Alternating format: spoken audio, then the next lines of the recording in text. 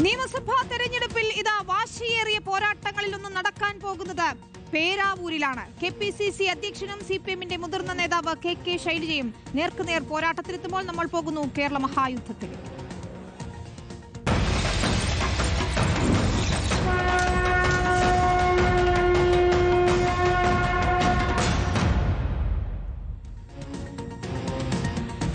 CPM കേന്ദ്ര committee അംഗം മുതിർന്ന വനിതാ നേതാവ് KK ശൈലജയെ പേരാവൂരിൽ മത്സരിപ്പിക്കാൻ തീരുമാനിച്ചിരിക്കുന്നു. ഇന്ന് ചേർന്ന CPM-ന്റെ കണ്ണൂർ ജില്ലാ സെക്രട്ടേറിയറ്റ് യോഗം.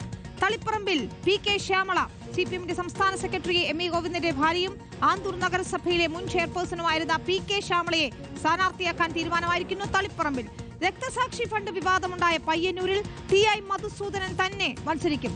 ഇടതുപക്ഷത്തിന് ജയിക്കാൻ കഴിയുന്ന മണ്ഡലമാണ് പേരാവൂരെന്നാണ് KK ശൈലജ പ്രതികരിച്ചത്.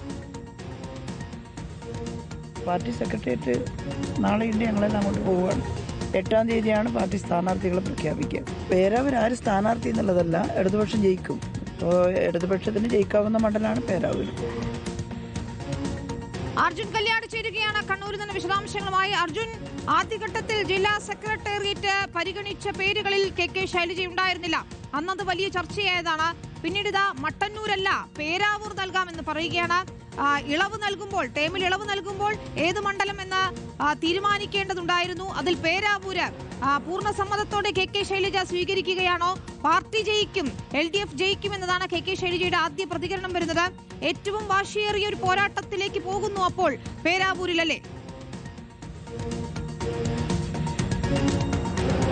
വിനീത, തീർച്ചയായിട്ടും വാശിയേറിയ ഒരു പോരാട്ടമാണ് പേരാവൂരിൽ നടക്കാൻ വേണ്ടി പോകുന്നത്. KPCC അധ്യക്ഷൻ സണ്ണി ജോസഫാണ് അവിടെ നിലവിലുള്ള MLA. ആ MLA മത്സരത്തിനിറങ്ങുമ്പോൾ അത് ഏറെക്കുറെ വ്യക്തമായതുമാണ്. അതിനെ എതിരിടാൻ CPIM കളത്തിലിറക്കാൻ വേണ്ടി പോകുന്നത് CPIM-ന്റെ കേന്ദ്ര കമ്മിറ്റി അംഗമായിട്ടുള്ള KK ശൈലജയാണ്. KK ശൈലജ മുഖ്യമന്ത്രി സ്ഥാനത്തേക്ക് പോലും പരിഗണിക്കപ്പെടും എന്നുള്ള ചില വാർത്തകളും ചില പറച്ചിലുകളുമൊക്കെ പാർട്ടി നേതാക്കൾക്കിടയിൽ പോലും ഉണ്ടായിരുന്നു. അത്തരത്തിൽ വലിയ ഇമേജുള്ള ഒരു നേതാവ് എന്ന നിലയിൽ കൂടിയാണ് KPCC അധ്യക്ഷനെതിരെ KK ശൈലജയെ രംഗത്തിറക്കുന്നത്. ആദ്യഘട്ടത്തിൽ CPIM-ന്റെ കണ്ണൂർ ജില്ലാ സെക്രട്ടേറിയറ്റ് പ്രാഥമികമായിട്ടുള്ള ഒരു പട്ടിക ഉണ്ടാക്കിയപ്പോൾ നിലവിൽ KK ശൈലജ നിയമസഭയിൽ പ്രതിനിധീകരിക്കുന്ന മട്ടന്നൂരിൽ നിന്നും മാറ്റി നിർത്തുന്നതിന് വേണ്ടിയിട്ടുള്ള ഒരു തീരുമാനത്തിലേക്കാണ് എത്തിയിരുന്നത്. അവിടെ DYFIയുടെ സംസ്ഥാന സെക്രട്ടറി VK സനോജിനെ മത്സരിപ്പിക്കാനും തീരുമാനിച്ചിരുന്നു. ആ ഘട്ടത്തിൽ അത് വലിയ വാർത്തയായിരുന്നു. കാരണം KK ശൈലജയെ പോലെ വലിയ രീതിയിൽ ജനസമ്മതിയുള്ള ഒരു നേതാവിനെ ഇക്കുറി മത്സരിപ്പിക്കുന്നില്ല എങ്കിൽ സംസ്ഥാന തലത്തിൽ തന്നെ അത് ചർച്ചയാവാനുള്ള സാധ്യത അന്ന് ഇടതുപക്ഷത്തിലെ ചില നേതാക്കൾ തന്നെ പരസ്യമായും രഹസ്യമായും ഒക്കെ പറഞ്ഞതാണ്. പിന്നീട് ചേർന്ന സംസ്ഥാന സെക്രട്ടേറിയറ്റ് യോഗത്തിലാണ് ഇത് സംബന്ധിച്ചിട്ടുള്ള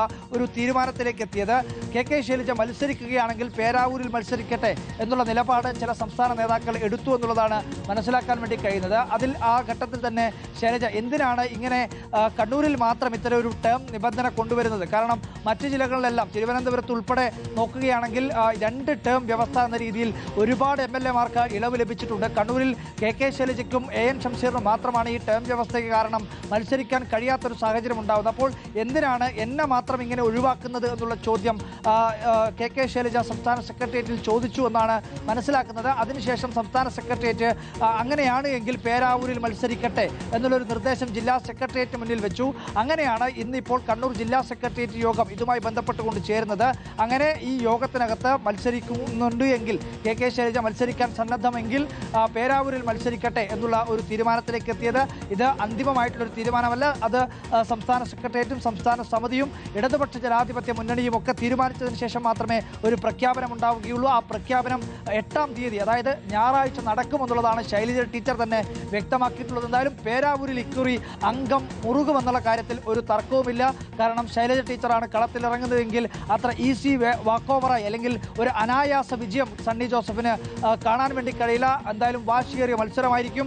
കഴിഞ്ഞ നിയമസഭാ തെരഞ്ഞെടുപ്പിൽ അവിടെ CPIM-ന്റെ അന്നത്തെ ഏരിയ സെക്രട്ടറി ആയിട്ടുള്ള സക്കീർ ഹുസൈൻ സണ്ണി ജോസഫ് സക്കീർ ഹുസൈനെ പരാജയപ്പെടുത്തി വിജയം നേടുന്നത് കേവലം 3000-ൽ ചില്ലാനും വോട്ടുകൾക്കാണ്.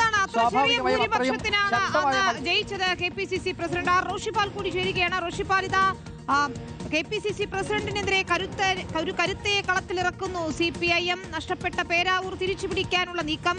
എങ്ങനെയാണ് കോൺഗ്രസ് ക്യാമ്പ് KK ശൈലജയുടെ സ്ഥാനാർത്ഥിത്വത്തെ നോക്കിക്കാണുന്നത്? വിനീത, കോൺഗ്രസ് വലിയ ആത്മവിശ്വാസമാണ്. കാരണം സർക്കാരിനെതിരെ ഒരു ജനവികാരം സംസ്ഥാനത്ത് നിലനിൽക്കുന്നു എന്ന വിലയിരുത്തലാണ്. അതേസമയം തന്നെ കെ ശൈലജ പേരാവൂരിൽ സണ്ണി ജോസഫിനെതിരെ പോരാട്ടത്തിനിറങ്ങുമ്പോൾ ചെറിയൊരു ആശങ്ക കോൺഗ്രസ് നേതൃത്വത്തിലുണ്ട്. കാരണം 2006 കാലഘട്ടത്തിൽ കെ ശൈലജ അവിടെ AD മുസ്തഫയെ പരാജയപ്പെടുത്തി MLA ആയതാണ്. പിന്നീട് 2011 കെ ശൈലജയെ തോൽപ്പിച്ചാണ് സണ്ണി ജോസഫ് നിയമസഭാ അംഗമാകുന്നത്. പിന്നീട് തുടർച്ചയായി സണ്ണി ജോസഫ് പേരാവൂരിനെ പ്രതിനിധീകരിക്കുന്നു. ഈ നിലവിലെ സാഹചര്യത്തിൽ കഴിഞ്ഞ തെരഞ്ഞെടുപ്പുമായി താരതമ്യം ചെയ്യുമ്പോൾ ഏതെങ്കിലും തരത്തിൽ കെ ശൈലജ പൊതു വോട്ടുകൾ പിടിക്കുകയാണെങ്കിൽ അടിപതറുമോ എന്ന ഒരു ആശങ്ക നിലവിലുണ്ട്. പക്ഷേ അതേസമയം തന്നെ മികച്ച MLA എന്ന വിലയിരുത്തൽ, അത് നിയമസഭയിൽ ഏറ്റവും മികച്ച പെർഫോമൻസ്, അതിനപ്പുറത്തേക്ക് പ്രദേശ് കോൺഗ്രസ് കമ്മിറ്റിയുടെ അധ്യക്ഷൻ ഏറ്റവും മികച്ച രാഷ്ട്രീയ നിലപാടുകൾ എടുക്കുന്നു. അങ്ങനെ ഒരു ജനകീയ പരിവേഷം സണ്ണി ജോസഫിനുണ്ട് എന്നതാണ് കോൺഗ്രസിന് ആത്മവിശ്വാസം നൽകുന്നത്. അതേസമയം കെ ശൈലജ പേരാവൂരിൽ എതിർ സ്ഥാനാർത്ഥിയായി കളത്തിലിറങ്ങുമ്പോൾ സ്വാഭാവികമായും സണ്ണി ജോസഫ് കൂടുതൽ സമയം പേരാവൂരിൽ ചിലവഴിക്കേണ്ടി വരും. അതുവഴി സംസ്ഥാനത്ത് ഉടനീളം പ്രചാരണത്തിനിറങ്ങാനുള്ള ഒരു അവസരം സണ്ണി ജോസഫിന് നഷ്ടപ്പെടുമെന്ന് ഉറപ്പായി കഴിഞ്ഞു. സണ്ണി ജോസഫിന് വെല്ലുവിളിയാകുമെന്ന ആശങ്ക നിലനിൽക്കുന്നുണ്ട്. അതേസമയം തന്നെ മറ്റ് ചർച്ചകൾ കോൺഗ്രസ് നേതൃത്വം ഇത് സംബന്ധിച്ച് നടത്തുന്നുമുണ്ട്. കാരണം കഴിഞ്ഞ തവണ വലിയൊരു ഭൂരിപക്ഷത്തിനല്ല സണ്ണി ജോസഫ് പേരാവൂരിൽ നിന്ന് വിജയിച്ചത്. നിലവിലെ സാഹചര്യത്തിൽ കെ ശൈലജയ്ക്ക് വലിയ ജനസ്വാധീനമുണ്ടെന്ന പൊതു വിലയിരുത്തൽ കൂടിയുണ്ട്. 2011 കെ ശൈലജയെ തോൽപ്പിക്കുമ്പോൾ ആ ഘട്ടത്തിലുള്ള കെ ശൈലജയല്ല ഇന്നത്തെ കെ ശൈലജ. അതുകൊണ്ട് പോരാട്ടം കടുക്കും, തീപ്പാറുന്ന പോരാട്ടമായിരിക്കും പേരാവൂരിൽ നടക്കുക എന്ന് ഉറപ്പായി കഴിഞ്ഞു വിനിത. ശരി, ഏതായാലും ഇത്തവണ നിയമസഭാ തെരഞ്ഞെടുപ്പിലെ ശ്രദ്ധാകേന്ദ്രമാകാൻ പോകുന്ന മണ്ഡലങ്ങളിൽ ഒന്നായി പേരാവൂർ അങ്ങനെ മാറുകയാണ്. കഴിഞ്ഞ 3 തെരഞ്ഞെടുപ്പിലും UDF-നൊപ്പം നിലയുറപ്പിച്ച മണ്ഡലമാണ് പേരാവൂർ. ഏറ്റവും ഒടുവിൽ ജയിച്ച ഇടത് സ്ഥാനാർത്ഥി കെ ശൈലജയായിരുന്നു എന്ന് നമ്മൾ ഓർക്കണം. 2006 9,000-ലധികം വോട്ടിനായിരുന്നു ജയം. 2011 സണ്ണി ജോസഫിനോട് പരാജയപ്പെടുകയും ചെയ്ത ചരിത്രമുണ്ട്. പുതിയ രാഷ്ട്രീയ സാഹചര്യത്തിൽ എങ്ങനെയാകും പേരാവൂർ ചിന്തിക്കുക എന്നറിയണം. PS രഞ്ജിത്ത് കൂടി ചേരുന്നുണ്ട്. രഞ്ജിത്ത്, എന്തൊക്കെ ഘടകങ്ങൾ ഇവിടെ കെ ശൈലജയ്ക്ക് അനുകൂലമായി വരും? മണ്ഡല പുനർനിർണയം നടന്നിട്ടുണ്ട്. ഒപ്പം സാമുദായിക സമവാക്യങ്ങൾ ഒരു ഘടകമാണ്. ഇപ്പോഴാകട്ടെ ഭരണവിരുദ്ധ വികാരമുണ്ടെന്ന് പ്രതിപക്ഷം പറയുന്നു. പക്ഷേ ഭരണ നേട്ടങ്ങൾ ഉയർത്തി കാണിക്കാനായിരിക്കും കെ ശൈലജ ശ്രമിക്കുക. പക്ഷേ സണ്ണി ജോസഫ് അവിടെ വലിയ ജനകീയനായി തുടരുന്ന ഒരു സാഹചര്യമുണ്ട്. കഴിഞ്ഞ 3 തെരഞ്ഞെടുപ്പിലും UDF-നൊപ്പം നിലയുറപ്പിച്ച മണ്ഡലമാണ്. കെ ശൈലജയെ സംബന്ധിച്ചിടത്തോളം അവർ സുപരിചിതയാണ്, മുതിർന്ന നേതാവാണ്. എങ്കിൽ പോലും എന്തൊക്കെ ഘടകങ്ങൾ അനുകൂലമാകുമെന്നാണ് CPM കരുതുന്നത്?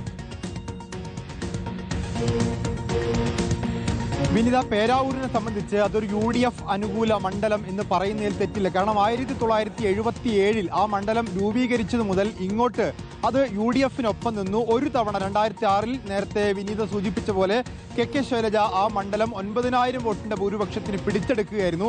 പിന്നീട് സണ്ണി ജോസഫ് വന്നാണ് ആ മണ്ഡലം തിരിച്ച് UDF-ന് നേടിക്കൊടുക്കുന്നത്. കഴിഞ്ഞ തവണ MLA-ക്കെതിരായ ചെറിയ വികാരം ഉണ്ടായതുകൊണ്ട് ആ മണ്ഡലത്തിൽ ഭൂരിപക്ഷം ഒരു 3000-ലേക്ക് കുറഞ്ഞു എന്നുള്ളതാണ്. ഇത്തവണ അത്തരത്തിൽ പ്രശ്നങ്ങൾ ഇല്ല എന്നാണ് UDF കരുതുന്നത്. അതുകൊണ്ട് UDF അവരുടെ ഉറച്ച കോട്ടയായി കണക്കാക്കുന്ന ഒരു മണ്ഡലത്തിലേക്കാണ് CPM അവരുടെ ഏറ്റവും പ്രസ്റ്റീജിയസ് ആയൊരു കാൻഡിഡേറ്റിനെ കൊണ്ടുപോയി ഇറക്കുന്നത് എന്നുള്ളതാണ്.